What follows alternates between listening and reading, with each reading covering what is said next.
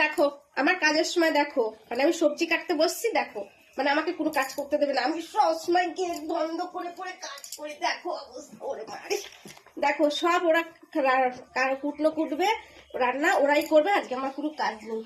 দেখেছো তোমাদের সাথে কি এরকম হয় না? আমার সাথেই হয় শুধু, সেটা বলো কমেন্টে। ওরে বাবারি, যা যা যা যা, এবার কিন্তু বাইরে। আবার ছোবল কিরকম মারে জানো? সাপের মতন ছোবল মারে মুখের মধ্যে এইরকম করে, যে তাই তো। কি হয়েছে? কি হয়েছে? কামড় লেগে যাবে। তোমাদের জন্য মাংস রান্না করেছি, খাবে তো? বলে মাংস দিয়ে ভাত কে খাবে? যাও শোনা, আমি কুটনোটা কুটে নি, তারপর খাবো। আমার রান্না দেরি হয়ে গেলে মাথা গরম হয়ে যায়। যাও যাও, সরস মুখ ঠুক চেটে চুটে, মানে আমার কিচ্ছু রাখবি না তোরা, বুঝেছিস? কিচ্ছু রাখবি না। ওফ, দেখো বন্ধুরা, রোজ কিন্তু এরকমই আমার সাথে হয়, এই ঘটনাগুলো রোজ হয়, রোজ